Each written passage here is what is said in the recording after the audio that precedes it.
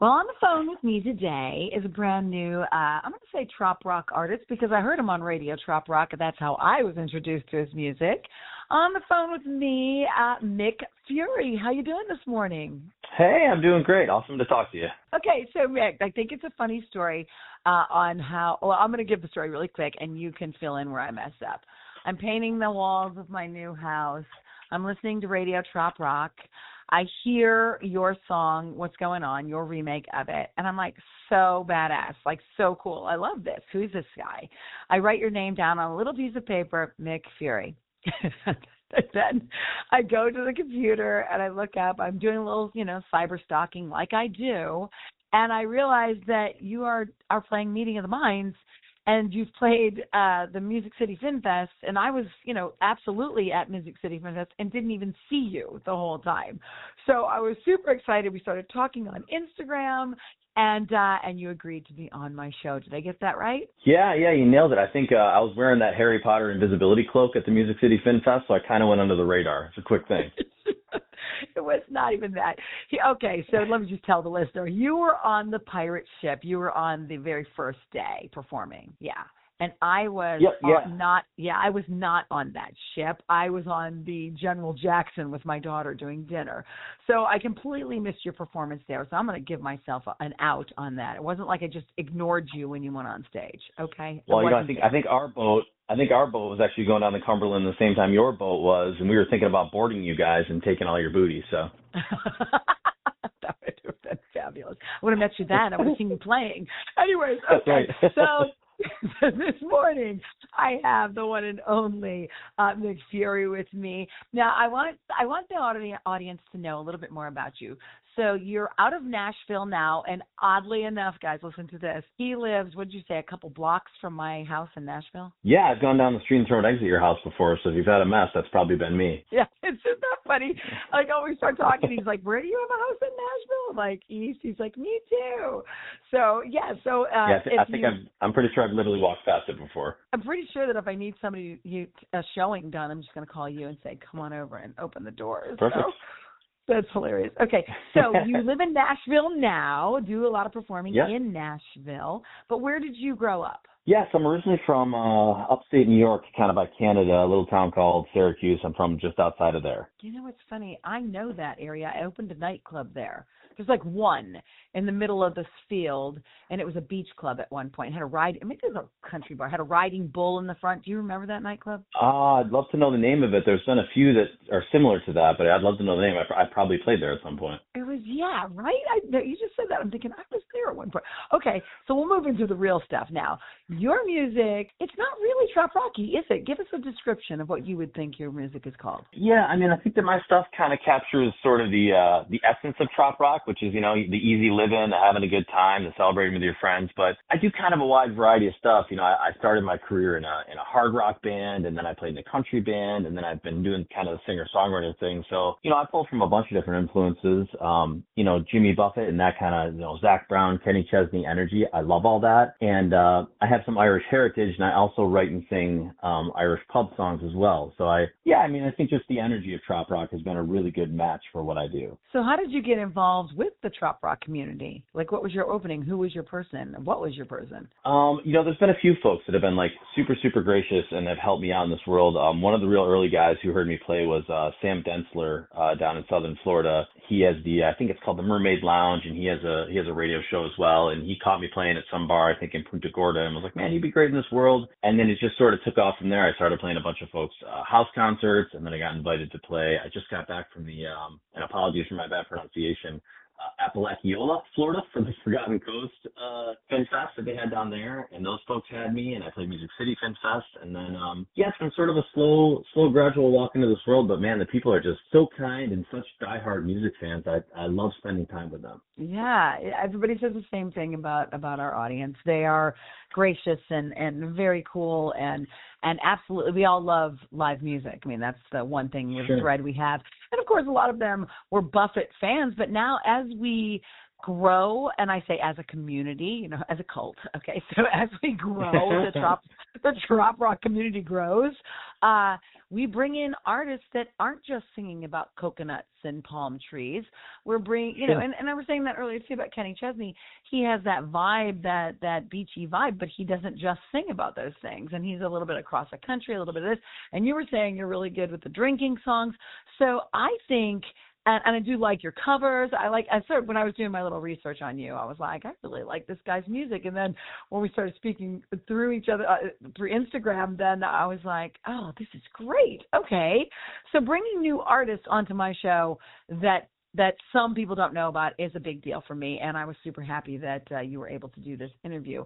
Also, you were telling me about all the house concerts. Now, your not goal, but one of your passions is to do more house concerts next year. Am I right? Yeah, I mean, just my experience has been so great with them. I've probably done 2 or 3 dozen at this point. Honestly, all across the country, as far west as Iowa, all the way. I played one in Cape Cod last weekend. Obviously, all over Florida. I've played the Habitat and the Yard and there's so many Isle of Palms. There's so many beautiful places to play. And obviously, it's as a singer-songwriter, it's kind of the ideal situation because folks are there to listen and they sit quietly while you play. They like your stories. They get to know you. Often we get to do shots of, Irish whiskey together. It's just a lot of great things happen. So it's been a really wonderful new door that's opened for me in the past few years. And I can't thank those folks enough for having me at their houses. Well, and the fact that you just named some pretty big ones there means that you were, and I'm not going to say good enough, but you were absolutely asked to do it. So, yeah, you're good enough, and you're obviously gaining an audience here in this community. So you are playing again, and it's on, and this is funny, and I've mentioned it to you before. So as I'm putting my schedule together for MOTM, and I'm like, okay, I have the Olympics at this time. I have to go see Donnie over here. I'm opening over here, different stuff. I see you're playing. I'm all excited. This was a couple weeks ago before we spoke. Yeah. And I'm like, oh my gosh, I'm going to go see Mick Fury. And it's right there on my little calendar of stuff to go see because I missed you in Nashville, so I need to go see your performance. I will be at your show. Yeah, I'm excited for it. They got me playing a couple of times. They're very kind to have me in, and they got me. I think it's the Wednesday there. What is it? The 22nd. They got me at the Catch around noon playing, and then on Friday again they got me. I think it's about 2:00 at Picnic Beach. And then mixed in there, I'm doing something with Kelly McGuire's show on Friday. I'm hanging out with Brent Burns at Lulu's on Thursday as well. And then I'm actually doing something with Eric got a hold of me, and I'm doing something with you guys at Radio Trop Rock with Donnie Brewer, I think, on the Wednesday as well. So that'll be exciting. Excellent. I think I'm going to be at that one, too. I was just thinking about my calendar while you were going through it. Yeah, I'm sure everybody has their notes written down where they're supposed to be.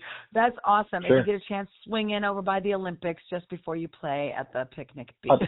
Oh yeah, no, I'd love to. I'm going to try to get involved as much as I can, and I tend to find at these events, something always ends up happening where I jump up on stage in another place and play a few tunes. So I'm hoping that happens too. Yeah, and I want everybody to meet you and to watch your performance because you're brand new to a lot of people, not so much to everybody, but for me. I mean, like I said, I didn't even realize you were there, and then I just found you while I was painting a wall and going, I really like this guy's sound. When you say that, when you're a listener and you like the sound, you like what they're doing, and then you go through the motion of looking them up and doing a little cyber stalking, going to YouTube, listening to the other music, you know that, and just this is a compliment for you, this is that you have the it factor. If I'm going to take the time to look you up and do all that, you absolutely have the it factor. So good for you, Mick Fury. Oh, very, very kind of you to say. Thank you.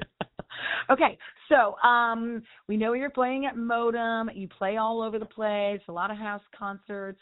Where can we find you?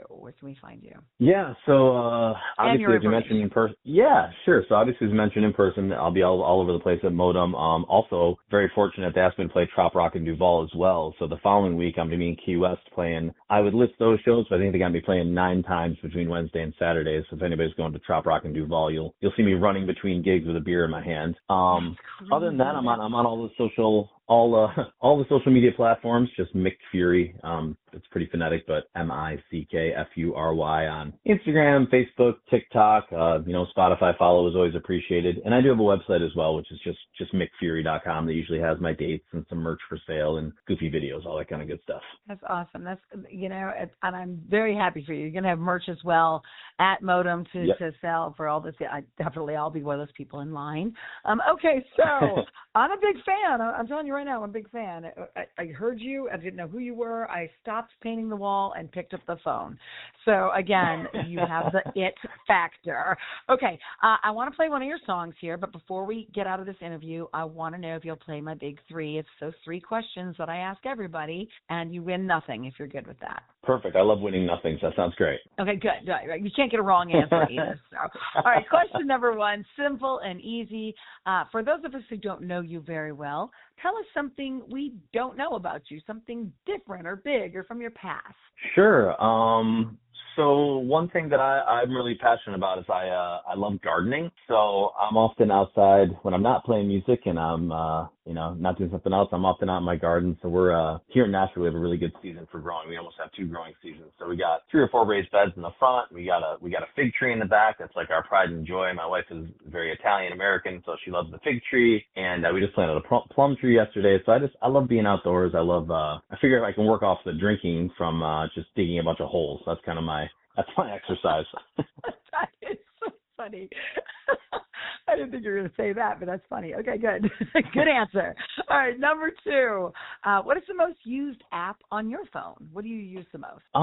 Man, that's a tricky one. I overuse a lot of the social media apps, so I don't want to say those. But I'm a big Words with Friends guy. So I probably use that more than I should. But I love little nerdy word games. So usually I'll sit in the morning and drink an espresso and try to beat some random person on the other side of the world at Words with Friends and blast. Really? You're like playing games on your phone.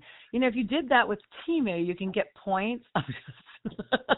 Or like, listen, Temu, Fetch has one with the receipts that you take a picture of and you get points. But if you play the games on Fetch, you get more points. You get gift cards. I'm just giving it to you right now. So, yeah, if you're good at games on your phone, you may as well be making points for it and getting free gift cards. Your wife would like that too.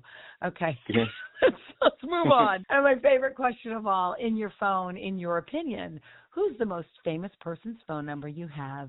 So I don't think I'm supposed to have this person's phone number, but a couple of years ago, it's kind of a crazy story, which is too long for now, but very short version, I got asked to do some music for a film. Actually, I got asked to do all of the music for a film and the score, and it was a Mel Gibson movie. And in that movie was Cole Hauser, who plays Rip from Yellowstone that everybody loves so much. And somewhere in there, the director, I think, accidentally included me in a text message with himself and Cole Hauser. So for a short time, I had Cole Hauser's phone number in my phone until I think I was told by someone in the production to get rid of that and never text him no matter what I did. So. What? No, you just hold it just so you can for these I'm not moments. I'm not saying I followed those directions, but at one point I was told to. But yeah, he's probably the most famous person that's been in my phone for sure. That's awesome. That is such a funny story, though. On accident, don't you love that? You're like, oh, am I supposed to have your number? Well, I do now for these moments, for this particular reason. Yeah, I'm sure I was not supposed to have it, but we're all working on a film together called Panama that came out in the theaters a couple of years ago, and that's how I got it. So awesome. Okay, let me ask you a question. Do you do a lot of music for films, or is that something that you're good at? Yeah, it's a newer world for me. So it kind of happened during COVID. I obviously went from, like every musician, playing all the time to playing none of the time. And so I have a little home studio, and I've always done a bunch of stuff for, I do some TV show work and stuff. And I've been sending songs out to some movies, and this one particular film was like, hey, listen, the movie's actually being worked on in Nashville, and because of the COVID restrictions, we'd actually love to have a Nashville composer. Do you think you could do all the music for a film, which I had never done before? And I said yes, didn't know what I was getting into, and I spent the next year of my life in my studio doing about 90 minutes of score and songwriting for this film. And it came out theaters a couple years ago, and it's just a really wonderful experience. It's really fun. Oh, no, that's so different and really cool. I have a buddy who writes, he's out of New York, and he just composes music for, like, his last thing was a puppy commercial. Like, that's cool. It's different. No, it's a whole different world, and there's good royalties in that. Is there, and this is just me being curious, Is there agents for stuff like that? Is there an agent or just word of mouth friends? I think there probably is agents when you get to a certain level. I'm not sure I'm important enough to have an agent, but I think a lot of that world is based out of LA, and being here in Nashville, it's a little bit challenging for me to connect to those folks. But yeah, I think there is a network of people who represent composers and kind of help them get work. So yeah. That's cool. Good story. Okay, well, I thank you so much for being on my show and answering all the crazy questions that you didn't have to answer, but you did. And again, you're walking away with just bragging rights and no prize. Thank you for playing, Mick. Okay, so Fantastic. right now, I want you to introduce the song that we're going to play, and then we're going to say goodbye. So first, the song is Can't Let Go, right? Yeah, that's the one. This was, I play in a band here in Nashville as well that's, we kind of oscillate between some country stuff and some rock stuff, and we came out with kind of a Bruce Springsteen-y type album a few years back, and this was the lead single off of it, and I don't want to give too much away, but yeah, it's just a song about being a dreamer, not letting go of what you love. All right, here it is. It's called Can't Let Go from Mick Fury, and thank you so much for being on my show, buddy. Hell yeah. All right, I'll see you at MOTM. Can't wait.